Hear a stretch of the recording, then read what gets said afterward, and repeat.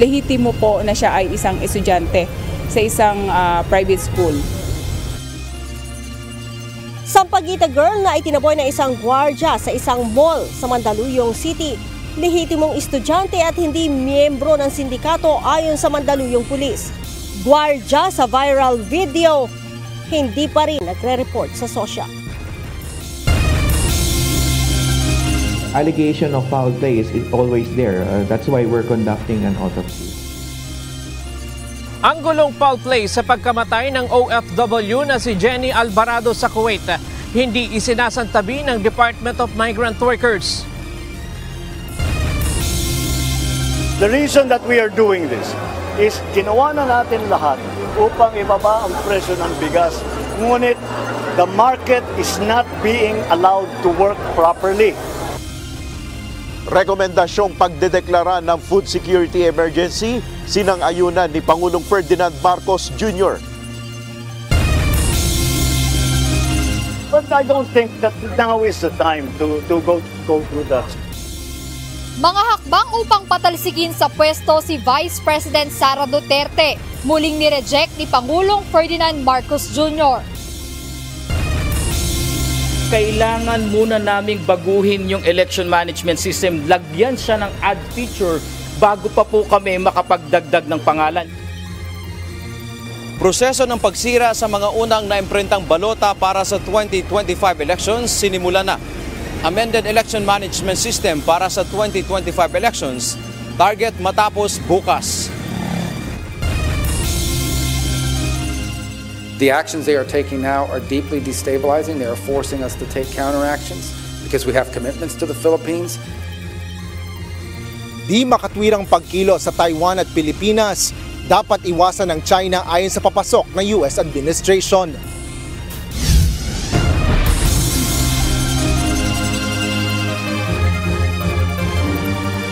Magandang hapon Pilipinas at sa buong mundo. Tayo po ay sabayang napapakinggan sa Radyo La Verdad 1350, ang UNTV Radio.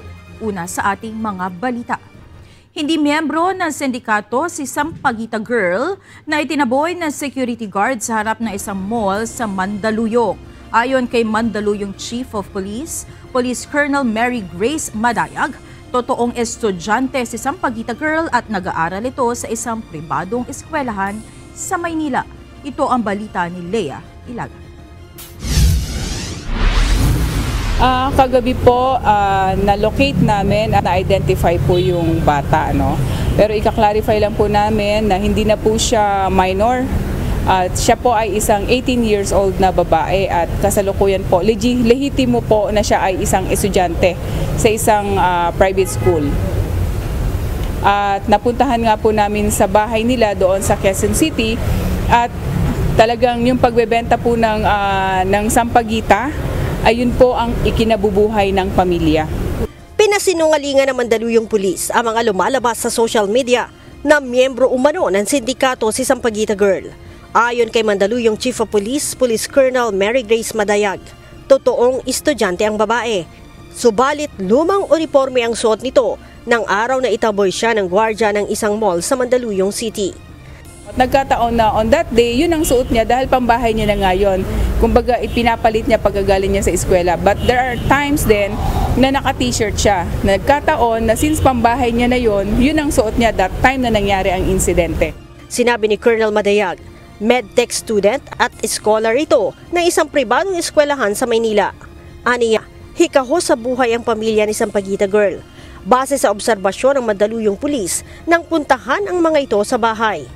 Ang pinagkakataan po ng mga magulang is pagbebenta po ng sliced fruits sa kalye, nagkakariton. At yan nga po yung pagbebenta ng sampaguita.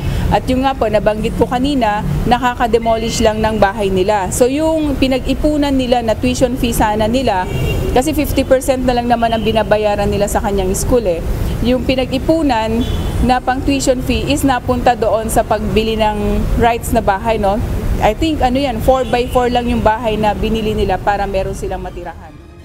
Pinipili umano ng bata na magbenta sa harap ng mall sa Mandaluyong dahil marami ang bumibili doon kumpara sa ibang mall. Gayunman, sinabi ni Colonel Madayag na wala pang desisyon ng pamilya kung magsasampa ng kaso laban sa gwardiya. Pero ang Supervisory Office for Security and Investigation Agencies o SOSIA nagpadala na ng summon sa security agency nito at sa naturang gwardiya. Ito'y upang mag-report at magpaliwanag hanggang Lunes. Sakali aniyang mabigo ang security guard na magpakita sa SOSIA sa Lunes, ay maaari na itong maharap sa kaso. We will initiate na filing of administrative complaint sa security guard at yung proseso na.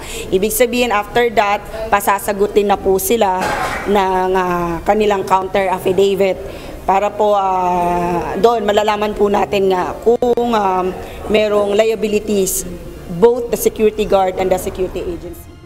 Ang insidente ay nangyari noon pang December 17. Nire-upload ito noong Miyerkules ng gabi ng isang vlogger kung saan umani ng iba't ibang reaksyon mula sa mga netizens.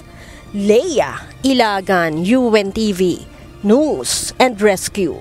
Diyos ang aming sandigan, serbisyo publiko ang aming pinahahalagahan. Sinang-ayunan ni Pangulong Ferdinand Marcos Jr. ang rekomendasyon na magdeklara ng food security emergency sa gitna ng mataas sa presyo ng bigas.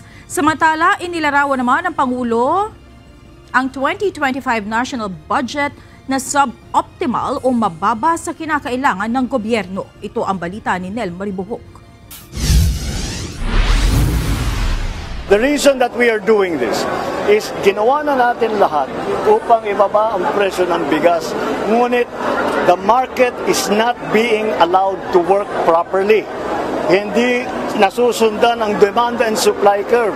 Dahil hanggang ngayon, kahit ibaba mo lahat ng inputs, ang pagbenta pa rin, mataas pa rin.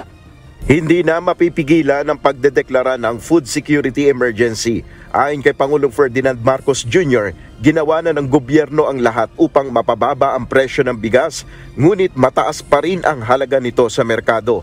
Kaya naman mapipilitan anya ang pamahalaan na gumawa na ng hakbang na tiyak na makapagpapababa sa presyo ng bigas. Isa na nga rito ay ang pagdedeklara ng food security emergency na posibleng ideklara sa susunod na linggo. And so we have to force that price down and we have to make sure that the market works properly, na walang friction cost na nangyayari dahil sa sari-sari iba't ibang bagay at yung iba doon illegal, kaya ito nang iniimbestigahan ngayon ng Kongreso.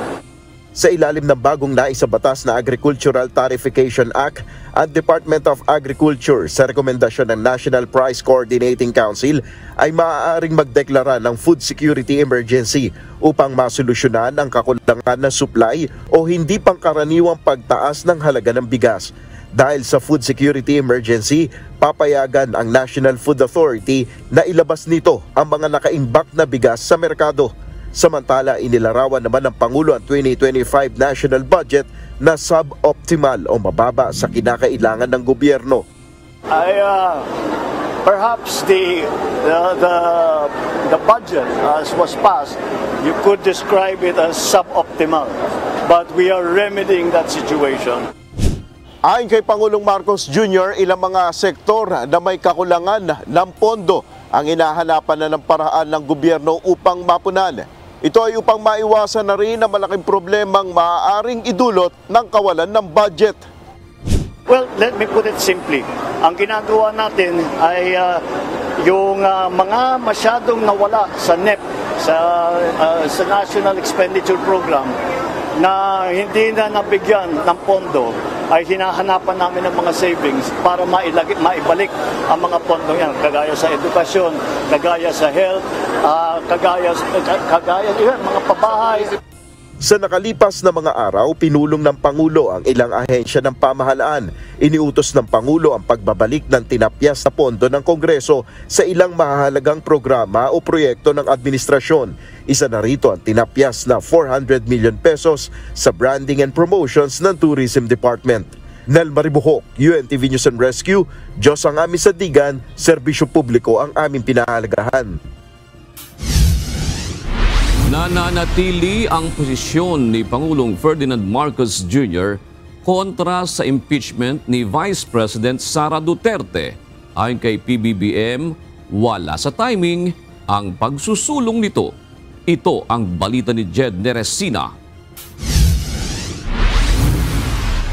But I still think that even if Congress is mandated to process this, Congress doesn't have, the House doesn't have a choice, and the Senate doesn't have a choice once these impeachment complaints are filed. But I don't think that now is the time to go through that. Muling tinanggihan ni Pangulong Ferdinand Marcos Jr. ang ideyang pagpapatalsik kay Vice President Sara Duterte. Ayon sa Pangulo, tama ang pananaw ni Chief Presidential Legal Counsel Juan Ponce Enrile na hindi makatutulong sa bansa ang ganitong hakbang.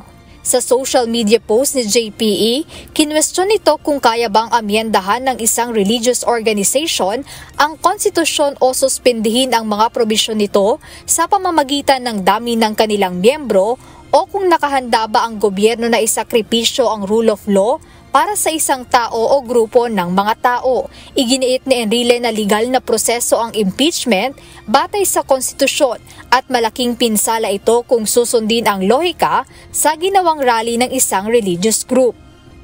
Well, you know, JPE is one of our best legal thinkers in the country, and he is right. There is a consequence to, there will be a precedence, and it will be very problematic.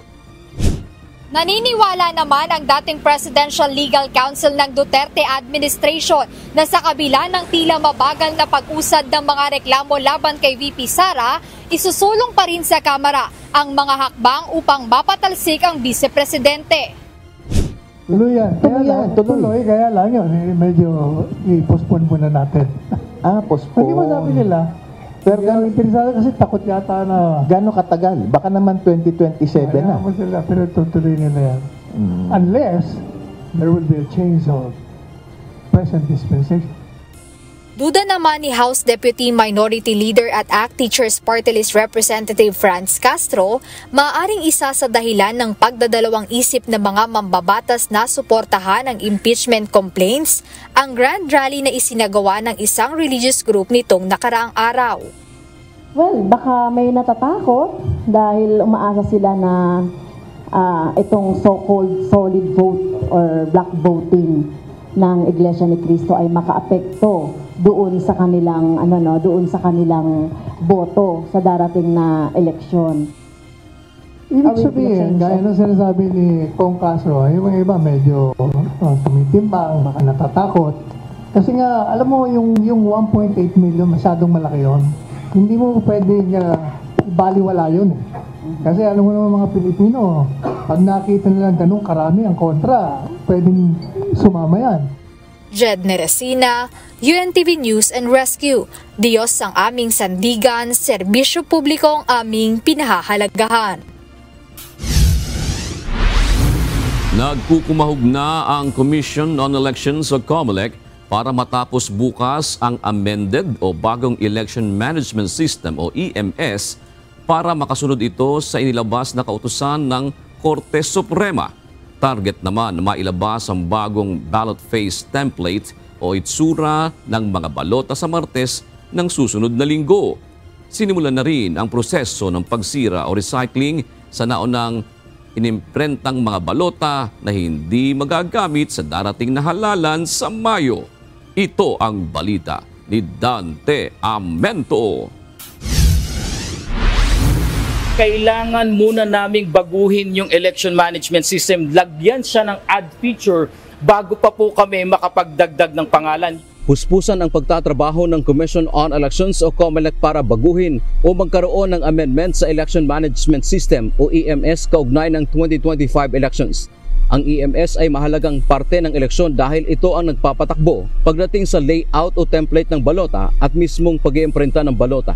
Ayon kay COMELEC Spokesperson Director John Rex Laudianco, target nilang matatapos bukas ang mga pagbabago sa EMS. Kailangan anyang maglagay ng add feature rito para maidagdag ang ilang kumakandidato na ipinag-utos ng Korte Suprema na isama sa balota.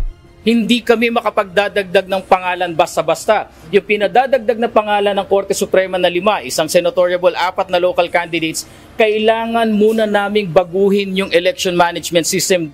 Kapag natapos ang amendment sa EMS, inaasahang sa Martes ng susunod na linggo ay mailalabas na rin nila ang bagong 1,667 ballot face template o hitsura ng mga balota sa buong bansa.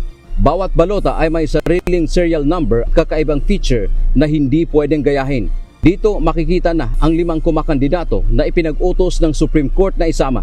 Ilalagay din sa website ng COMELEC ang mga ballot face template. Pagkatapos na mailabas ang ballot face templates, ay susundan naman ito ng formal na pag-iimprenta muli ng mga bagong balota sa National Printing Office o NPO. Posibleng sa kalagitnaan anya ng susunod na linggo ay mapasisimulan ang produksyon ng mga opisyal na balotang gagamitin sa halalan sa Mayo. Hindi po mag-iimprenta si COMELEC ng hindi na trusted build, hindi na pakita sa inyo yung na-generate na ballot face templates at hindi na serialize ang bawat isang balota. Yan po mga proseso na yan kailangan makomply namin bago pa man po kami makapag-imprint. At dahil gahol sa panahon ang COMELEC mula sa 2 makina ay plano ng komisyon na 6 na ang sabay-sabay na mag-iimprenta. Sa April 14, 2025, inaasahang matatapos ang printing ng mahigit 73 million official ballots. Samantala, sinimula na kaninang ihatid ng COMELEC sa kanilang warehouse sa Laguna ang mga hindi na magagamit na mga unang naimprintang balota sa NPO. Sa unang tingin mga kasangbahay, tila baga ito ay mga ordinaryong papel lamang. Pero alam niyo ba? Ito ay mga opisyal na mga balotang gagamitin sana sa 2025 midterm at Bangsamoro parliamentary elections. Subalit, hindi na ito magagamit dahil nga sa kautusan ng ating Korte Suprema na mailang mga kumakandidatong kailangang maidagdag dito. Ang gagawin ngayon ng COMELEC ay dadalhin sa kanilang warehouse sa Laguna at sisirain. Sa inisyal na bilang ay mahigit 200,000 ang dinala sa Laguna mula sa tinatayang 6 na milyong balota na kailangang sisirain para maalis ang duda na magagamit pa sa eleksyon. Kasama rin sa mga sisirain ang mga paper trimmings o pinagtabasan.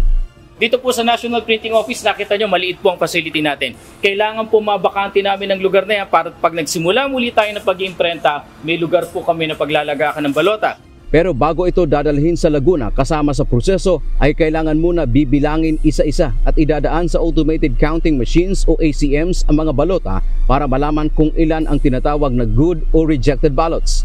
We have to secure this even if these ballots are for disposal. Kaya dapat nakasecure siya. Whereas yung isang open track dyan, papadala natin dito sa first floor, doon naman natin i-load yung mga trimmings, which is less sensitive than this one. Tatagal ng 1 linggo bago matapos ang proseso ng pagbilang at verification sa mga balota at maihatid lahat sa Laguna. Sasaksihan ng iba't ibang stakeholders tulad ng political parties, Citizens Arms, Commission on Audit at Media. Dante Amento, UNTV, News and Rescue. Diyos ang aming sandigan, serbisyo publiko ang aming pinahahalagahan. Nagbigay na ng babala ang papasok na Trump administration sa China kaugnay sa ginagawa nito sa Taiwan at Pilipinas. Ayon kay U.S. Secretary of State nominee Senator Marco Rubio, hindi dapat gumawa ng anumang hakbang ang Beijing laban sa mga nabanggit na bansa kung nais nitong manatili ang magandang relasyon sa Washington. Ito ang balita ni Asher Cadapan Jr. There's the one thing I would point to here with regards to stability. If the Chinese are in fact serious about stabilizing U.S.-China relations and finding avenues of which we can be cooperative and avoid conflict, then they will not do anything rash or irrational when it comes to Taiwan or the Philippines for that matter. Dapat iwasan ng China ang anumang hindi makatwirang pagkilos sa Taiwan at Pilipinas. Ito ang binigyang diin ang papasok na administrasyon ni Donald Trump sa Beijing sa pamamagitan ni U.S. Secretary of State nominee na si Marco Rubio. Ayon kay Senator Rubio, kung talagang seryoso ang China sa pagpapatatag ng relasyon sa Estados Unidos at paghahanap ng mga paraan ng pakikiisa, hindi sila dapat gumawa ng anumang hakbang ng padalos-dalos. The actions they are taking now are deeply destabilizing. They are forcing us to take counteractions because we have commitments to the Philippines. Binatikos naman ng Beijing ang anilay hindi makatwirang pag-atake sa kanila ng Estados Unidos. Ayon kay China Foreign Ministry spokesman Guo Jiakun, dapat magtatag ng tamang pagkakaunawa sa China ang panig ng Estados Unidos at itigil maging ang sapilitang pag-atake at mga kampanyang pagsira laban sa kanila. Nagharap naman ang ilang kinatawan ng Pilipinas at China sa isang bilateral consultation mechanism kaugnay ng South China Sea kung saan inilarawan ng Department of Foreign Affairs ang talakayan bilang frank and constructive discussion o prangka at nakabubuting diskusyon. Sa naturang pulong, ipinaabot ng Pilipinas at China ang lubhang pag-aalala sa mga insidente sa South China Sea kamakailan lang. Partikular na rito ang mga aktibidad ng dalawang Chinese Coast Guard vessel na tinaguriang monster ship na nasa loob ng Philippine Maritime Zone. Binigyan din ni DFA Undersecretary Teresa Lazaro na ang posisyon ng Pilipinas sa usapin ay malinaw, gayon din ang pagiging handa ng bansa sa pagsasagawa ng pag-uusap o dialogo. Sa kabilaan niya ng hindi maresolbang mga hamon at pagkakaiba sa pagitan ng dalawang estado, bukas pa rin naman ang mga Pilipino sa diplomatiko at pragmatikong kooperasyon sa pagreresolba ng mga isyu sa South China Sea. Samantala, inihayag naman ni Senador Juan Miguel Zubiri ang ilang impormasyong nakalap niya sa nakaraang pagpupulong sa National Security Agency. Kaugnay ito ng plano ng China sa rehiyon. Ang sabi po nila sa atin is China now is actively mapping out our underwater terrain, not only in the West Philippine Sea, in the Malacca Straits, also they're trying to go into the territories of Malaysia, in the territories of Indonesia, as well as the Philippines. Paliwanag pa ni Zubiri, isinasagawa ang mapping dahil archipelago ang Pilipinas kung saan maraming isla at malalalim na lugar sa underwater. Kasi pag magkagera, gusto po nilang, archipelago po tayo, napakarami po nating isla. Ibig po sabihin, marami po tayong malalalim na lugar underwater at hindi ganun kalalim na medyo reef area. So if they bring in a submarine, obviously the submarine can be lost. It can be, of course, it can run aground. And that is why they need to map these territories. Kaya ako, I'm presuming, personally, that they are using these drones to map out our underwater terrain within the Philippine territory. Yan ang nakakabahala. That is a national security concern. Naniniwala rin ang mambabatas na sinusubukan ng China ang limitasyon ng Pilipinas sa pagpapadala ng kanilang mga monster ships sa Ayungin Shoal. Kaya dapat anyang manatili ang pagpipigil sa panig ng Pilipinas. Ngunit dapat anyang laging paalalahanan ng Philippine Coast Guard na laging bantayan ng mga dambuhalang barkong ito ng China at tiyakin ang kaligtasan ng mga mangingisda na lalayag sa naturang bahagi ng West Philippine Sea. Asher Cadapan Jr., UNTV News and Rescue. Diyos ang aming sandigan, serbisyo publiko ang aming pinahalagahan. Hindi pa rin natatapos ng Philippine National Police ang ginagawang accounting ng mga baril ng mga gun owners na may hawak na Type 5 license to own and possess firearms o LTOF. Ayon kay PNP Civil Security Group spokesperson Police Lieutenant Colonel Yudisan Golciano, nasa 20% pa lamang ang natatapos nila. Ito ang balita ni Lea Ilagan. Actually, this is a good data kasi kung tutuusin po, so from 2 months sa 2 months na yan, ang pagbibigay kasi natin ng notices lahat po kasi nationwide.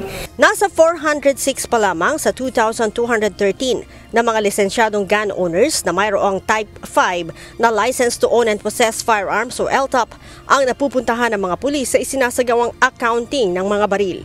Ang Type 5 LTOP ay para sa mga nagmamayari ng 15 baril pataas, kabilang dyan ang mga gun collectors. Ayon kay Civil Security Group spokesperson, Police Lieutenant Colonel Yudisan Golciano, ang naturang bilang ay mula nang simulan ang accounting noong Nobyembre bilang bahagi ng paghahanda sa paparating na midterm elections. Pinakamarami sa nabisita ng mga pulis ay sa Region 10, habang pinakahonti naman sa Region 6. Sinabi ni Lieutenant Colonel Golciano na hindi kasi nagtatagpo ang schedule ng mga pulis at gun owners, kaya't medyo mabagal ang usad ng ginagawang accounting. Gayunman, may second round aniya ng visitation ang mga pulis sa mga gun owners na hindi natatagpuan sa kanilang mga tahanan. Magtuloy-tuloy po ito talaga even after the election period hanggang sa matapos po ang monitoring. Ang maganda lang po kasi nito, ito talaga ginawa nating measure to monitor during this election period, especially kasi alam po naman natin na sometimes ginagamit po ang mga firearms pala sa mga pagkukommit ng mga election-related na violence. Base sa data ng CSG, sa 8,304 na mga baril, 34 ang napag-alaman na binawi ang lisensya. Nasa 809 naman ang expired, nasa 394 na baril ang nawawala at nasa 751 ang unaccounted. Itong mga unaccounted natin kasi po yung iba po nung pinuntahan ng ating mga inspecting officer, hindi po maiproduce yung mga baril na yon, but there will be another round of inspection para po mai-produce itong mga baril na to. Kapag hindi po to nakita, ito po yung magiging instance kung saan magkakaroon tayo po ng recommendation as to ano po yung dapat na disposition sa mga firearms holders natin, license holders natin. Paalala ng CSG sa mga gun owner, i-report sa Firearms and Explosives Office kung nawala ang baril, naibenta na o kung lumipat na sila ng address. Kung hindi po nila yan i-report, maaari pong mabigyan sila ng administrative sanction at may fine po yan. And kung patuloy pa rin despite of notices na hindi po sila nag-comply with the provision of the law, that would be a ground for possible revocation and cancellation ng kanilang firearms license. Ang accounting ng baril ng mga lisensyadong gun owner ay magtutuloy-tuloy hanggang sa may mga hawak ng Category 4 hanggang 1 na LTAP kahit tapos na ang halalan. Leia Ilagan, UNTV, News and Rescue. Diyos ang aming sandigan, serbisyo publiko ang aming pinahahalagahan. Narito naman ang mga balita sa iba't ibang panig ng mundo. Ihahatid ng ating global correspondent na si Jack De Ocampo mula sa Chester, United Kingdom.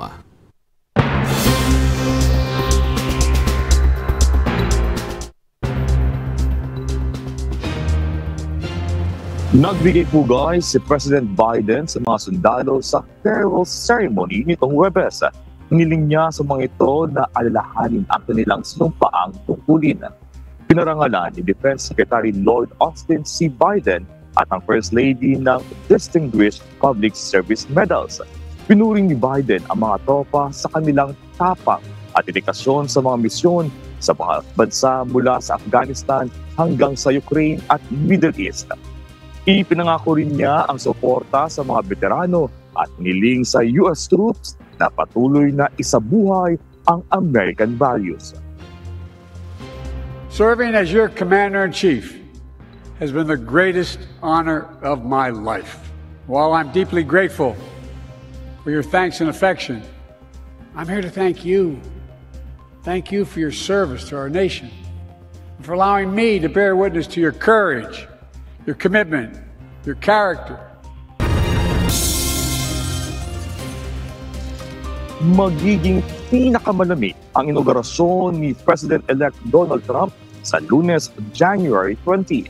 Ito ay dahil sa lamig mula sa Arctic blast na tatama sa Washington, D.C.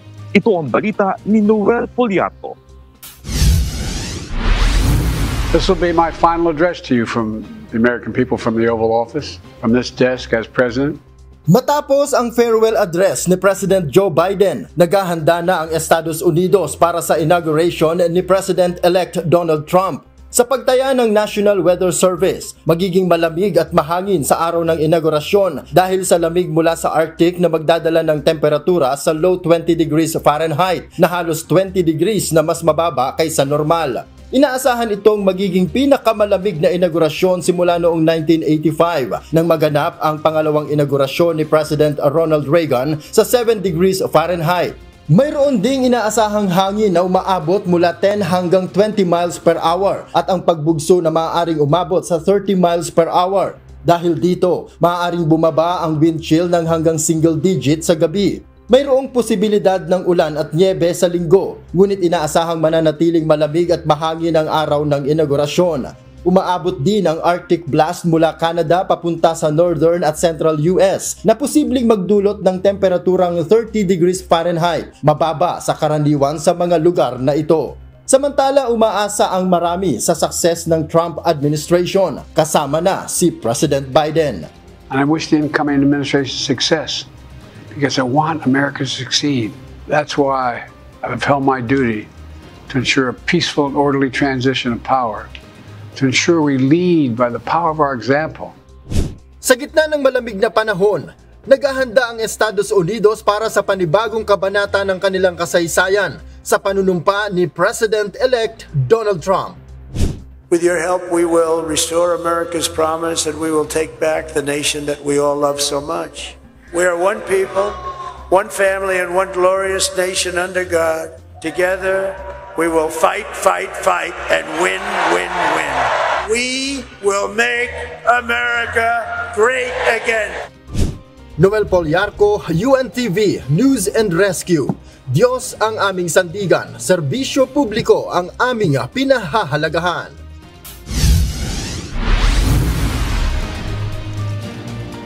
Inanunsyo ng tanggapan ni Israeli Prime Minister Benjamin Netanyahu ang pagkakaroon ng kasunduan para sa pagpapalaya ng mga hostage matapos ang ilang araw na negosasyon. Inatasan ni Netanyahu ang Political Security Cabinet na magtipon upang aprubahan ito. Sakaling maaprubahan, magaganap ang pagpapalitan ng Israeli hostages at Palestinian prisoners sa Linggo, January 19, kasabay ng tigil putukan at pagtalakay ng susunod na hakbang para sa kapayapaan. Natagpuan ng mga investigador ang balahibo at dugo ng ibon mula sa bumagsak na Jeju Air sa South Korea noong nakaraang buwan na ikinasawi ng halos 180 pasahero. Base sa investigasyon, nakita ito sa makina ng eroplano na na-recover sa crash scene. Nakunan pa sa isang video footage ang pagtama ng ibon sa makina ng aircraft. Lumabas rin sa report na tumigil sa recording ang dalawang black box ng eroplano 4 na minuto bago nangyari ang aksidente na isa ngayon sa malaking hamon sa isinasagawang investigasyon.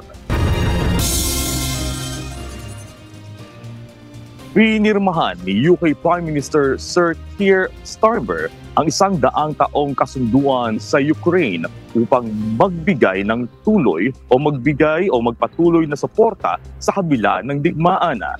Tiniyak ng UK ang pagbibigay ng bagong depensa, economic aid at pagsasanay sa mga sundalo ng Ukraine.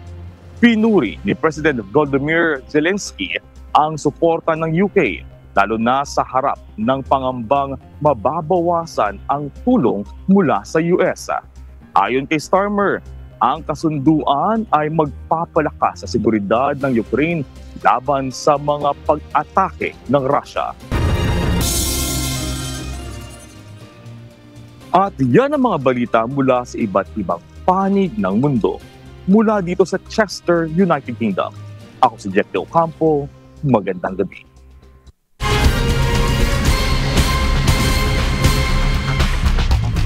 Sugatan ng 2 sakay ng isang motorsiklo matapos tumilapon dahil sa pagkakabangga sa isang sasakyan sa Taytay, Rizal. Kasama sa rumisponde ang UNTV News and Rescue sa lugar na binigyan ng paunang lunas ang isa sa sugatan. Ito ang balita ni Lizelle Nael.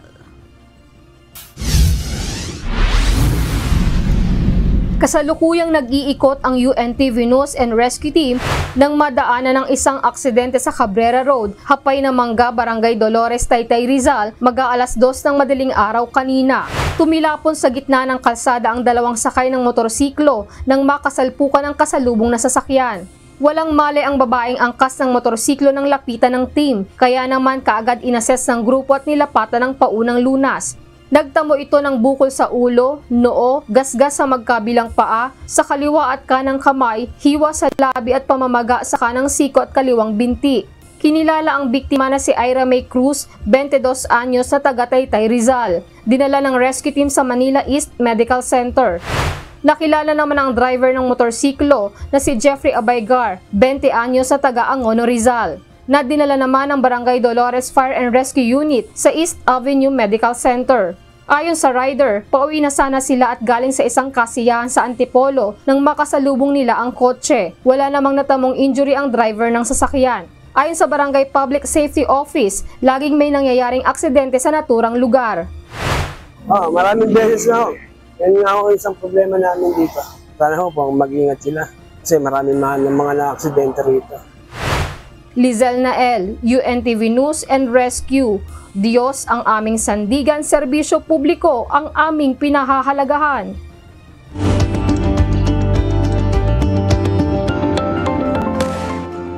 Isang pangkaraniwang kondisyon pero maaaring magdulot ng matinding epekto sa araw-araw na buhay. Ito ang hika o asthma, isang sakit na kailangang maintindihan at mapangasiwa ang mabuti. Ito ang balita ni Kichi Cipriano.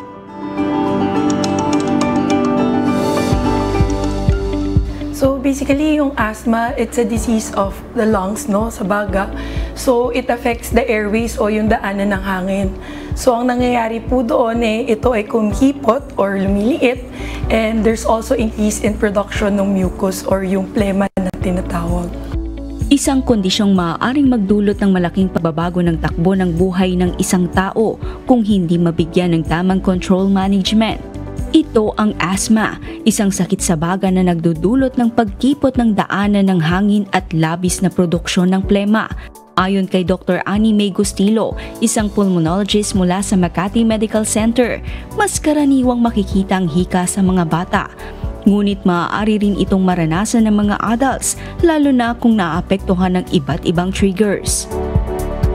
So, yung asthma kasi, it's innately there, no? Nandiyan na siya. Pero yung symptoms po, it usually happens pagka na-expose yung patient natin sa triggers, no? So, iba-ibang triggers sa iba't ibang patient. And when you are exposed to that, doon nararamdaman yung mga symptoms. So, that's true. Most common kasi talaga sa bata, no? Especially if yung immune system nitong mga pasyente nito is not really that mature. So, when they are exposed to these triggers, nagkakaroon sila ng symptoms.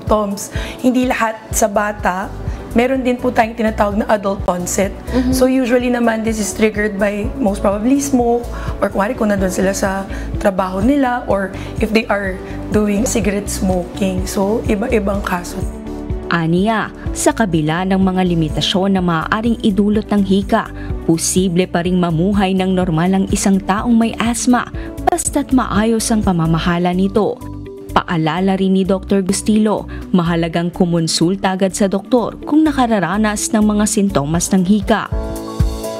Kasi if your asthma is controlled, wala namang limitations when it comes to your daily living. You can still enjoy yung mga nagagawa ng normal na taong walang asthma as you na may asthma. Don't be scared to approach your doctors kasi baka naman ito na yung sign, no, para mabigyan kayo ng good management para makabalik kayo sa normal living. And also, if you are smoking, try not to smoke na po. At para sa iba pang impormasyon ukol sa asthma, tunghayan ang programang Doctors on TV this Sunday, 7 a.m. only here at UNTV. Kichi Cipriano, UNTV News and Rescue. Diyos ang aming sandigan, serbisyo publiko ang aming pinahalagahan.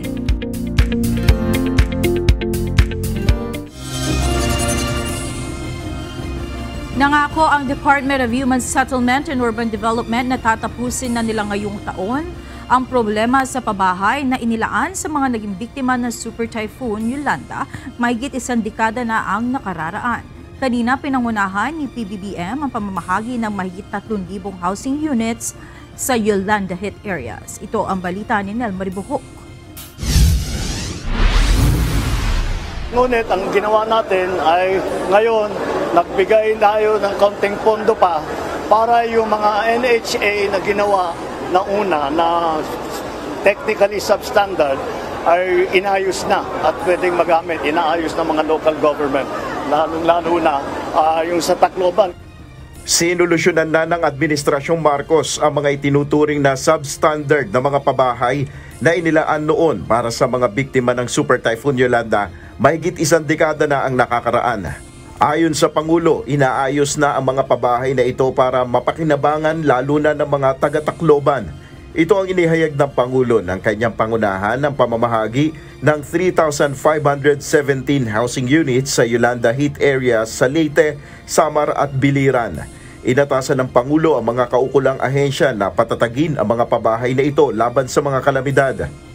Sa DHSUD, DSUD at sa NHA, inaasahan ko na palalawigin pa ninyo ang pagtuklas at paggamit ng mga disenyo ng pabahay na mas matibay pa, mas angkop sa pagbabago ng klima at hamon ng panahon.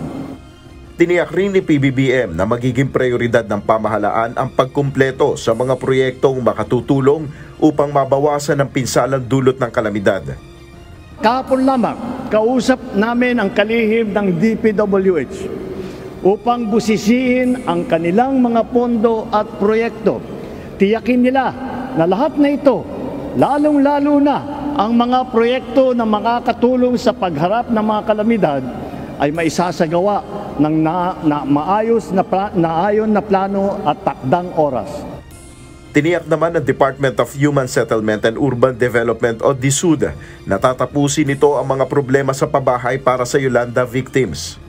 Lahat po ngayong taon ay tatapusin na po ang problema ng Yolanda Housing. Nel Maribuhok, UNTV News and Rescue. Diyos ang aming sandigan, serbisyo publiko ang aming pinahalagahan. Sapat na ang bilang ng mga naimprentang plaka para mapunan ang lahat ng backlog sa plaka ng mga pampasadang tricycle. Bunso nito, target ng Land Transportation Office o LTO na maipamahagi na ang lahat ng backlog na plaka ng motorsiklo sa mga tricycle hanggang sa April 30 ngayong taon. Ito ang balita ni JP Nunez. Dalawang bis ako bumalik dun sa kinunan ko. Sabi niya, hintay-hintay lang daw. Kasi gusto ko rin talagang magkaroon ng plaka kasi temporary lang. Baka bigla magkahigpitan ng LTO. 2 taon nang kinuha ni Mang Bonifacio sa kasa ang kanyang motorsiklo na ginagamit sa pamamasada ng tricycle sa Marikina City. Bagaman ilang beses na anya siyang sumubok kunin ang kanyang plaka na galing sa LTO, wala pang ini-issue ang ahensya kaya temporary plate lang muna ang kanyang gamit sa pamamasada. Ang problema, kapag temporary plate, takaw sita lalo na kapag may operasyon ang LTO. Si Mang Romualdo naman, na isa ring tricycle driver sa Marikina City, nasa 6 na taon nang hindi nakukuha ang plaka mula sa LTO.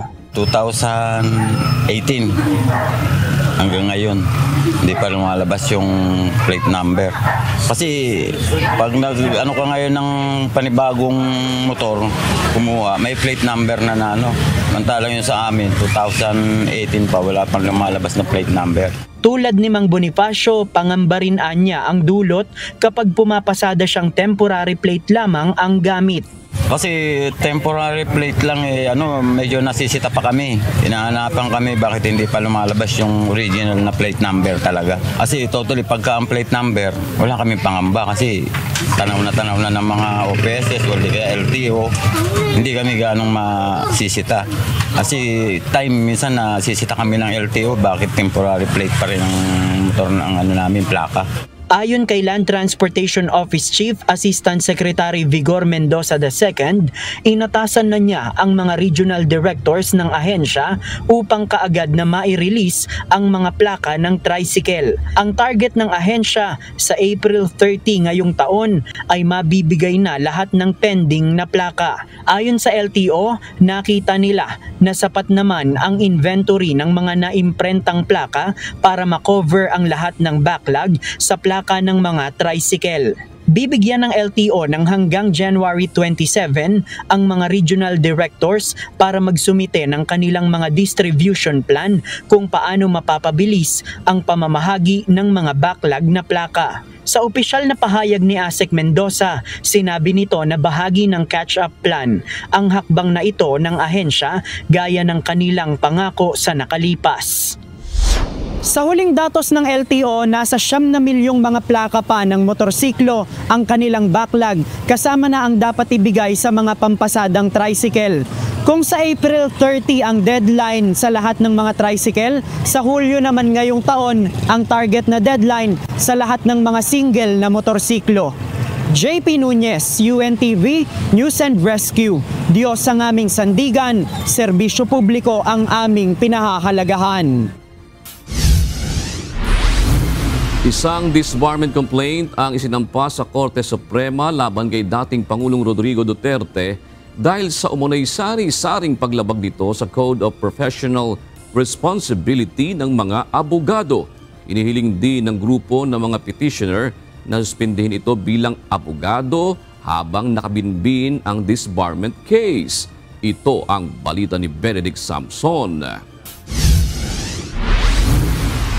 Dinudulog po natin ito sa ating mga mahal na hukom. No? Sila na po ang may discretion po kung ano po yung ibibigay nila na karampatang penalty habang tumatakbo po itong kasong final natin. Nananawagan din kami na isuspend, no?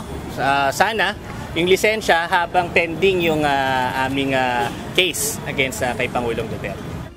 Naipasa na kaninang umaga ng mga kaanak ng mga biktima ng extrajudicial killings at ng mga human rights advocates sa Supreme Court ang disbarment complaint laban kay dating Pangulong Rodrigo Duterte, kung kaya humihiling ang mga ito na suspindihin muna ang lisensya sa pagkaabogado ng dating Pangulo. Ayon kay Attorney Vicente Jaime Topacio, may mga nalabag umano sa Code of Professional Responsibility ng isang abogado si Duterte. Kabilang dito ang ginawang pagmumura, pag-amin sa umunay pagpatay, pambabastos sa kababaihan noong nasa House Quadruple Committee hearing at pagpresenta nito na maging abogado ni Vice President Sara Duterte. Alam mo, napaka-stricto nga no, ng kanon, sabi ko sa inyo, na hindi lang siya basta during or while practicing no, yung law na sinasabi. Ito ay talagang yung pagkatao ng abogado na tinatawag natin. At yung mga pronouncement niya, yung mga announcement niya, kami ay naniniwala na pasok siya doon. No? At covered siya ng mga violations ng sinasabi nating mga canons na yun. Kabilang sila Yori Pasco at Rosenda Lemita sa mga complainants na kung saan naniniwala sila na nalabag ng dating Pangulo ang karapatang pangtao matapos masawi sa drug war operation. Dahil ang isang abogado po ay siya po ang magtatanggol ng karapatan ng bawat Pilipino, lalo na po ang mga mahihirap na kagaya namin na pinaslang ng wala man lang proseso hanggang sa ngayon. Bilang mga biktima, malinaw na salungat sa prinsipyo ng karapatang pantao ang kanyang mga ginagawa at ginawa. Ang karapatan ng mga mamayan ang siyang dapat nananaig sa ilalim ng batas. Ang mga salitang binibitawan ni Duterte ay patunay na wala siyang paggalang dito. Para naman kay Cristina Palabay, Secretary General ng Karapatan, tila pambabastos sa mga abogado ang ginawang ito ng dating Pangulo. Tingin po namin, dinuduraan ni Duterte ang propesyon ng abogasya sa bawat salitang binitawan niya, lalo na nung siya'y nanunungkulan magpahanggang ngayon sa mga committee hearing sa Senado at Kongreso. Sinabi naman ni dating presidential spokesperson Attorney Salvador Panelo na mababaw anyang dahilan para madisbar ang dating Pangulo yung pagpresenta nito na maging abogado ni BP Sara. In other words, ayaw nila mga abogado yung tatay. Oh, bakit naman? Ano bang kinakatawag nila kay PRD? Diba parang wala, kung yun lang ang reason nila, hindi ba didisbar yun? Kailangan lumabag ka sa mga alituntunin ng Integrated Bar of the Philippines at ng batas. Otherwise, kung ang reason mo lang, ayaw namin mag-abogado ka sa anak mo, masyadong peke yun. Benedict Samson, UNTV News and Rescue. Diyos ang aming sandigan, serbisyo publiko ang aming pinahahalagahan. May posibilidad na mayroong foul play sa pagkamatay ng OFW sa Kuwait na sinasabing na-suffocate sa bahay bakasyunan ng kanilang amo. Isinailalim na sa autopsy ang mga labi nito. May mga nakikita namang indikasyon ang mga anak nito na sinaktan ang kanilang ina bago ito nasawi. Ito ang balita ni Ryan Lacanlale. Allegation of foul play is always there. That's why we're conducting an autopsy. I carefully explained to the family that we will always be guided by the law and by the science. Hindi isinasantabi ng Department of Migrant Workers ang posibilidad na may foul play sa pagkamatay sa Kuwait ng OFW na si Jenny Alvarado. Ayon kay Secretary Hans Leo Kakdak, ang sinasabing cold suffocation na sanhi ng pagkamatay nito ay hindi suportado ng medical records. Kinumpirma rin ito na hindi sumailalim sa autopsy ang mga labi ni Jenny sa Kuwait. Actually, nasa reports lang di ba? That all came to us. And the employer is saying cold suffocation. Kaya nga, we need to validate that. Tinignan ko yung death certificate kahapon na cardiac arrest. Which is the most common statement in a death certificate. So, we need to dig deeper. We need to find out. Pero para sa mga anak ni Jenny, kumbinsido sila na mayroong foul play sa pagkamatay ng kanilang ina. May mga pasa kasi silang nakita sa iba't ibang bahagi ng katawan ng kanilang ina, gaya sa tuhod, braso, kamay at sa likod. Kaya panawagan nila sa pamahalaan ay sana mabigyan ng hustisya ang kanilang ina. Gusto ko po ng hustisya sa mama ko. Dahil nakikita po naman natin na ay foul play po talaga na nangyari. Kahit po na lumabas po yung investigasyon, is gusto ko pong may malinaw na investigasyon sa ibang bansa. Kahit sinong anak naman, pag nakita niyo yung nanay niyo na ganyan, ay masasaktan kayo. At syempre, alam nyo, na bilang anak, alam nyo na kung ano yung itsura niya, yung postura niya. Kanina nagsagawa ng autopsy ang National Bureau of Investigation sa labi ni Jenny. Inaasahang lalabas ang resulta nito ngayong araw hanggang bukas. Tinitignan naman ng DMW ang service provider sa Kuwait na pangunahing may pananagutan sa pagpapadala ng maling labi ni Jenny sa kaniyang pamilya ni hindi man lamang nito binerify kung si Jenny ang labi na kanilang ipinadala. Sabi ni Secretary Kakdak, sa susunod na linggo ay mayroon na silang karampatang aksyon ukol dito. We're looking at the service provider. Siya lang naman ang tinitignan natin. He wrote us a letter stating that the body came to them from the Criminal Investigation Division of Kuwait with the tag, with the name of Jenny Alvarado. And when they received it, sabi nila, there was no way to identify, so they shipped it.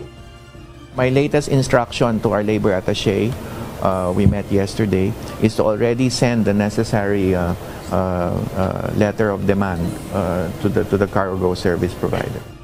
January 2, nasawi si Jenny at dalawang iba pa sa pamamagitan umano ng suffocation habang nasa bahay bakasyonan sila ng kanilang employer. Ryan Lacanlale, UNTV News and Rescue. Diyos ang aming sandigan, serbisyo publiko ang aming pinahahalagahan. May bagong pasabog si Baguio City Mayor Benjamin Magalong hinggil sa umano'y bagong anomalya sa pamamahagi ng ayuda ng pamahalaan. Bukod sa nauna na niyang ibinulgar na sistema sa mamimigay ng ayuda sa Kapos ang Kita Program o AKAP, pati medical assistance to indigent patients o MAIP ay may nakapaloob na umano'y korupsyon. Ito ang balita ni Grace Dr. Lero. Hindi lang pala 7-7, meron pang 30-30-30. Ano yung 30-30-30? Yung 30-30 naman, kung ikaw ang host ng sortie, you get 30 million. 90 million lahat yun. 30 million AX or AKAP, 30 million na MAIP, and 30 million na tupad. Ito ang bagong ibinunyag ni Baguio City Mayor Benjamin Magalong hinggil sa umano'y anomalya sa ayuda ng pamahalaan na kinasasangkutan ng ilang mambabatas. Can you just imagine? Ganun kalaki. 90 million. Kaya pala, no wonder, ang daming nagbo-volunteer to sponsor yung host yung sortie. Kasi nga yung ganun kalaking incentive nila. Dagdag pa ng alkalde na may ibang mamabatas na walang limitasyon ang nakukulimbat sa ayuda. Nalaman ko rin pala na may mga entitled na mga congressmen na congresswomen na halos unlimited yung kanilang AKAP funds. Nakakalungkot. Ganon din yung kanilang mga MAIP at yung mga tupad funds, unlimited, halos unlimited. Ayon pa kay Magalong, hindi lang basta porsyento ang nakukuha ng mga korap na mga mambabatas sa pag-host nila ng payout ng mga ayuda. Di ba corruption yun na paano mo na-disburse yung ganun na easily, kaya mong i-disburse yung ganun? Tapos ang nakakalungkot nga nito because unlimited yung funds nila. So in short, yung mga ninakaw nila sa porsyento nila at yung mga nakuha pa nila sa profit dahil sila na yung contractor at sila pa yung supplier, hindi pa pala nila na ilalabas. Intact pa yun. Dahil ang ipinapamigay na lang nila muna, itong mga ayuda na nakukuha nila. Ibinunyag din ng alkalde na maging sa Medical Assistance to Indigent Patients o MAEP ay may nakapaloob na korupsyon. Yung MAEP pa pala, meron pang anomaly dyan. Yung ibang MAEP na pondo, ang ginagawa nila yan, ginagawa nilang medical mission, yung funding na yan. At doon sa medical mission na yan, i-jack up nila yung price ng medicine at yung services nila para may rebate na ibabalik doon sa politiko. Ikinadismaya ni Mayor Magalong ang tila kawalan ng pakiramdam ng matiwaling mambabatas na ang dapat sanay pakinabangan ng mahihirap nating kababayan ay napupunta pa sa kanila. Nakakalungkot isipin na ganun na katindi, ganun na ang level ng corruption na as if it's now being committed with impunity. Na wala na silang pakiramdam, manhid na sila. Habang ang tao dyan, hirap na hirap. Ano? Hirap na hirap. Magkano kinikita ng mga drivers dyan? Swerte na, 500, 600. Mga vendors, 400, 500. Habang yung iba rito sa mga napakakorap na politiko, they can easily make ₱1 billion in a year. Ang pinakamatindi dito ay nagagamit pa nila ito sa panloloko sa mga botante. At nakikita mo nga yung ibang congressman, pag magsalita pa sila, di ba? Ayuda raw is the best thing that ever happened. Mga ganon, di ba? O kaya kung wala si ganito, walang akap. Wala si ganito, walang MAEP. Kung wala si ganito, walang tupad. Yun pa lang na, those messaging, alam mo na kung ano ibig sabihin. Grace Doctolero, UNTV News and Rescue. Diyos ang aming sandigan, serbisyo publiko ang aming pinahahalagahan. Isang local tourist na bumisita sa Iloilo City ang nabiktima umano ng sobrang taas na singil sa taxi. Pinaiimbestigahan na ng lokal na pamahalaan ang insidente. Ito ang balita nila Lane Moren.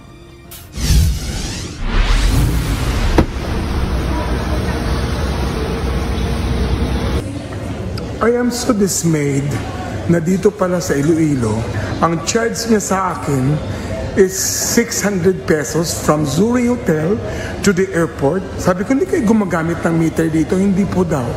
Ha? Is it legal? Is it allowed na hindi kayo gumagamit ng meter? Dismayado ang local tourist at vlogger na si Mamita Lacuachera matapos mabiktima umano ng overcharging ng isang taxi driver sa Iloilo City. Batay sa kanyang post sa social media kahapon, galing siya sa isang hotel sa Mandurriao District, Iloilo City at papunta na ng Iloilo International Airport sakay ng taxi. Pero nagulat umano siya dahil umabot sa 600 pesos ang kanyang binayaran. Ang distance from Zuri Hotel to the airport is around 20 kilometers, mga 20 minutes drive. More or less pareho lang sa Cebu. Sa Cebu to the Mactan International Airport na gumagamit ng meter. Ang binabayaran ko doon is 300.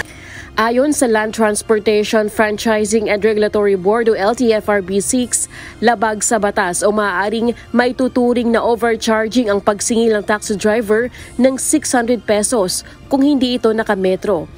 Inamin din ng LTFRB na may ilang taxi drivers talaga na naniningil ng mahal sa mga pasahero. Gayunpaman, pinatawag na nila ang naturang driver upang imbestigahan. Pinapayuhan din nila ang mga pasahero na kunin ang detalye ng taxi kung mabibiktima sila ng overcharging. Maaari namang sumakay sa mga Transport Network Vehicle Service tulad ng Grab ang mga ito. Humingi na ng paumanhin ng Transport Cooperative sa naturang pasahero at nangakong iimbestigahan nila ang kanilang driver. Inatasan naman ni Iloilo City Mayor Jerry Treñas ang LTFRB na imbestigahan ito lalo't malapit na ang highlights ng Dinagyang Festival kung saan libu-libu mga turista ang inaasang dadagsa sa lungsod. Bilang tugon sa panawagan ni Mayor Treñas, nagpadala na ngayong araw ng SOMO ng LTFRB sa operator ng naturang taxi. Kasabay nito, tiniyak ng ahensya na bibigyan ng karampatang parusa ang mga violator. Lalaine Moreno, UNTV News and Rescue. Diyos ang aming sandigan, serbisyo publiko ang aming pinahalagahan.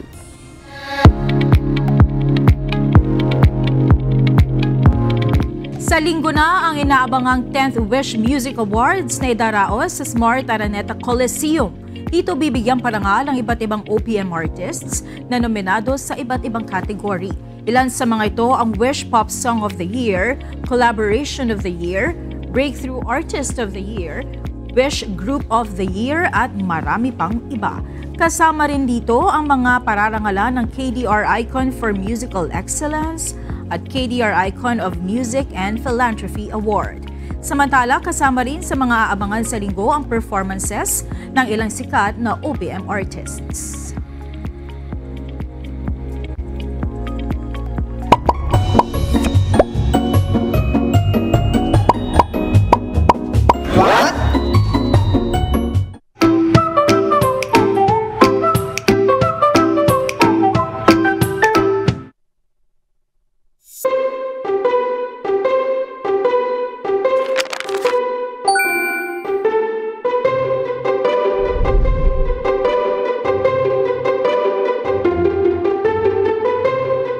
Dagdag kaalaman po, sa tuwing gusto kong makinig ng music, sa Wish 107.5 ako nakikinig. Pero, alam nyo ba na merong malaking bagay na nagagawa ang musika? Hindi lang po ito pampasaya, na kapag papagaling ito ng sakit at nakapagdudulot ng ginhawa. Paano nangyari yon? Alamin natin. Para sa akin, nakakatulong siya sa kung anong emotion ko nung araw na yun. Kung ano yung nararamdaman ko. Parang nakakatulong siya sa pinagdadaanan ko nung mga time na yun. Pag nakikinig po ako ng music.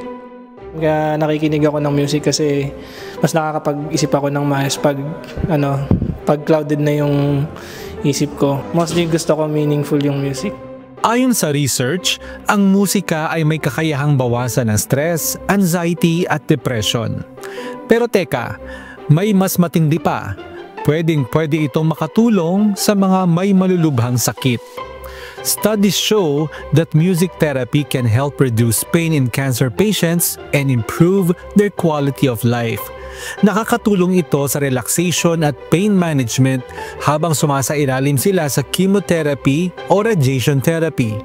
Ang musika ay naglalabas ng dopamine sa utak, isang kemikal na nagbibigay ng saya at nagpapababa ng stress hormones tulad ng cortisol. Kaya kahit ang mga may sakit sa puso, arthritis at chronic pain ay nakakaramdam ng ginhawa. Sa music therapy, natutulungan ang mga pasyente na mas makapagpahinga, bumuti ang mood at mabawasan ang sakit na nararamdaman. Pati mga pasyente sa ICU, pinapakalma ng musika.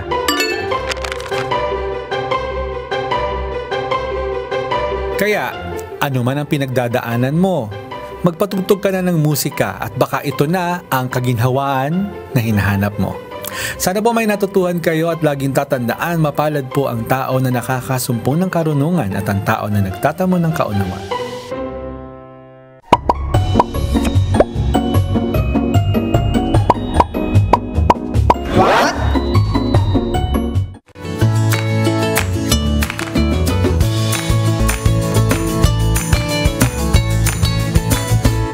Biyernes na kaagad. Yan. Yung si Sampaguita girl pala kagabi, tama, no? Nag-aaral talaga siya sa isang estudyante. At although matalinong estudyante. Yung uniform kasi, iba, sa Pasig yata yung uniform na suot niya. Hindi. Taga bandang Quezon City, parang ganun yan eh. Yung uniform na suot niya sa Quezon City. Pero apparently sa Manila siya nag-aaral ngayon as a Medtech. Medtech, yun. Kaya ano yan eh, parang, alam mo na, At mo yung pagsisikap pala ng na-demolish pala yung bahay. Parang ganun. Kaya nagsisikap sila na may yung parang pan-tuition niya daw doon parang na-i-down. Pang tatayo nung parang doon sa maliit na nalipatan titirhan. nila. Oo. Kaya yan, sige. Ito po yung ating mga kausi ngayong araw po ng Biyernes. Salamat po at shoutout kina Caridad Remotige, Erotica Gun at Serenken Metmay. Maraming salamat din kina Solcerna Villanueva, Isagani Almonte at Darwin Velez Tabora.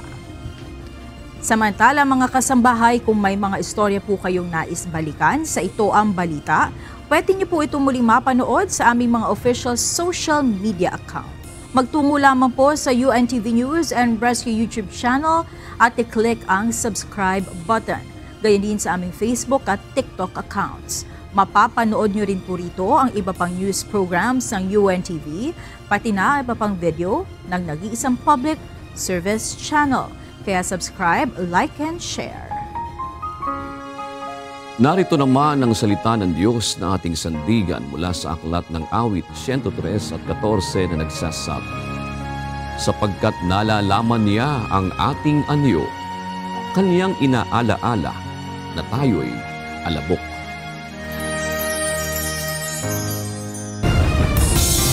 At yan ang naging kabuuan ng ating balitaan ngayong gabi. Aming inilahad ng buong katapatan kung paano namin nasaksihan. Kayo po'y makapagtitiwala ng aming nakita at narinig ang aming ibinabalita. At dito po sa UNTV, Diyos ang aming sandigan, serbisyo publiko ang aming pinahahalagahan. Magandang gabi po at happy weekend.